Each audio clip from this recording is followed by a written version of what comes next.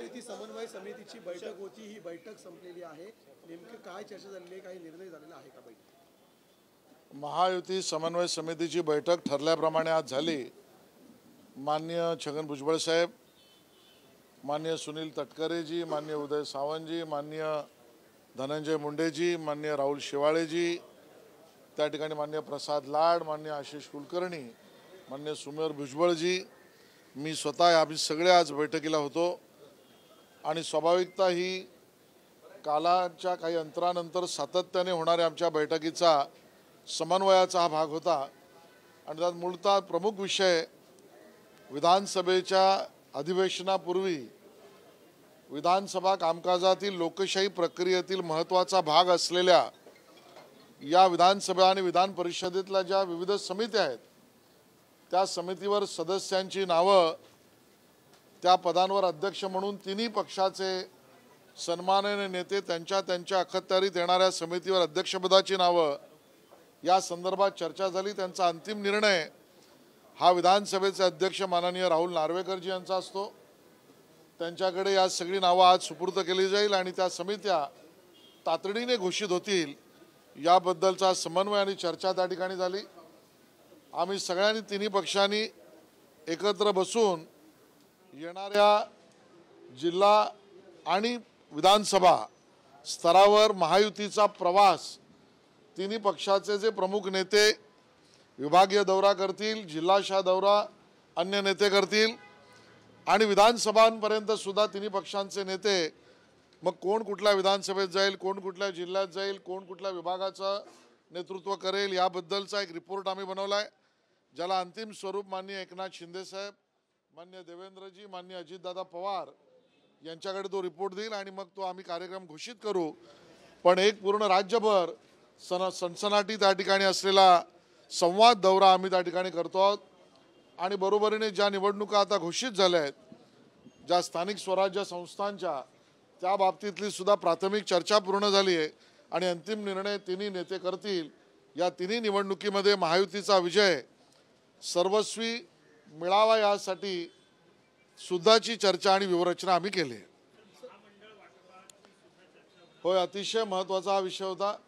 या बैठकीमध्ये केवळ विधानसभा विधान परिषदेच्या समित्या नाहीत, तर महामंडळ, तिन्ही पक्ष आणि आमचे अन्य सहकारी पक्ष या सगळ्यांना येणाऱ्या सदस्य संख्येचा निर्णय, त्या महामंडळांवर अध्यक्ष म्हणून कुठल्या पक्षाला कुठलं महामंडळ, या बाबतीतली चर्चा आणि सर्वसमावेशक असली एक दिलाने चर्चा आम्ही केली आहे आणि तोही प्रस्ताव अंतिमतः तिन्ही नेत्यांसमोर आम्ही पाठवला आहे. बघा, वाटपाची संख्या, टक्केवारी याची चर्चा महत्त्वाची नसून तिन्ही पक्ष एकत्र येऊन राज्यात सर्व घटकांना न्याय मिळावा, सर्व पक्षातील नेतृत्व कार्यकर्त्यांना त्यामध्ये त्यांना काम करण्याची संधी मिळावी, याचं स्वरूप डोळ्यासमोर घेऊन हा फॉर्म्युला ठरला आणि त्याचं अंतिम स्वरूप तिन्ही नेते आपल्या सगळ्यांसमोर त्यांच्या अंतिम शिक्कामोर्तब नंतर आम्ही सांगू.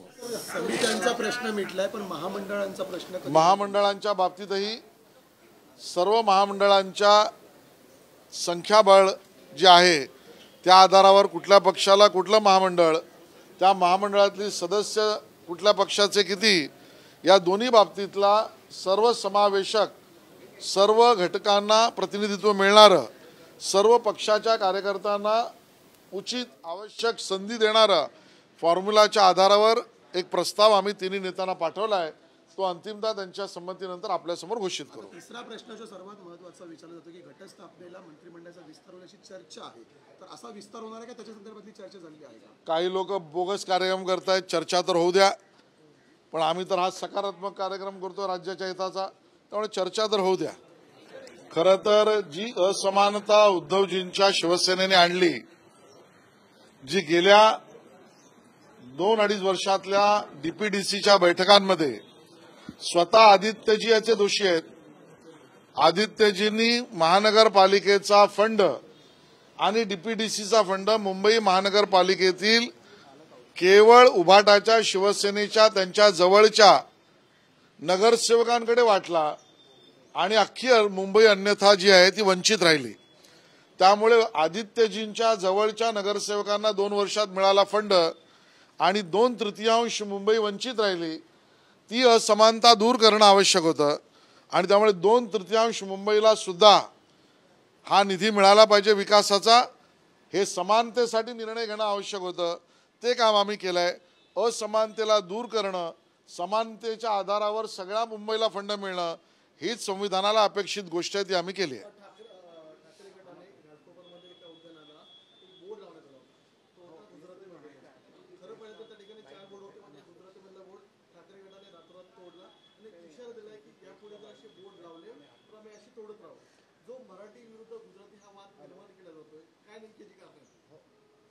ही सगळं षडयंत्र आणि कटकारस्थान आहे. मुळात त्याच्यावर येण्याआधी मी एक भूमिका स्पष्ट करू इच्छितो. मुंबईत मराठी माणसाचा सन्मान, मराठी भाषेचा सन्मान, मराठी बोर्ड लावणं, मराठी त्या ठिकाणी बोर्डावर मराठीचाच मजकूर असणं हे कायद्याने जेवढं बंधनकारक आहे तेवढाच आग्रही भारतीय जनता पक्षही आहे, शिवसेना एकनाथ शिंदेंचाही पक्ष आहे आणि अजितदादांची राष्ट्रवादी आहे. त्यामुळे मराठीवर दादागिरी, मराठीची गळचेपी ही होऊच नये, किंबहुना हे सरकार सहन करणार नाही आमची भूमिका आहे. पण दुसऱ्या बाजूला दुसऱ्या एखाद्या भाषेचा अपमान करून मराठीला सन्मान मिळतो हे राजकारणापुरता दाखवण्याची भूमिका ही दुटप्पीपणाची आहे, ती आम्हाला मान्य नाही. षडयंत्र यामागे स्पष्ट दिसतंय. ज्या वेळेला हिंदू म्हणून एकत्रित हिंदू येतो आणि ज्या वेळेला माननीय मोदीजी, माननीय एकनाथजी यांच्या नेतृत्वामध्ये माननीय देवेंद्रजी आणि माननीय अजितदादा यामध्ये हिंदू मतांची विभागणी होणार नाही हे समोर आल्यावर मग कुठेतरी जातीची गणना करा, त्यातनं काहीतरी फाटाफूट करण्याचा प्रयत्न करा. आता भाषेवरनं काहींनी प्रयत्न केला फाटाफूट करण्याचा.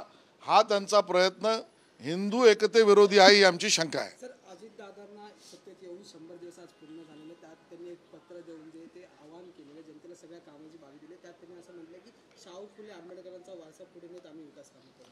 होय, खरंच आहे.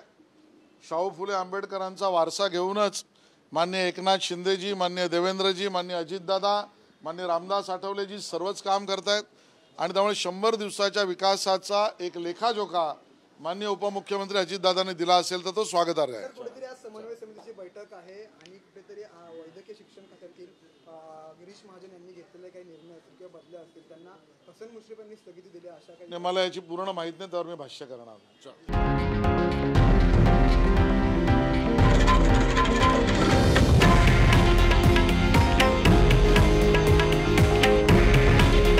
हे आहे देशातील नंबर 1 न्यूज नेटवर्क आणि आपण पाहत आहात TV9 मराठी. काळजी तुमची, हित महाराष्ट्राचं.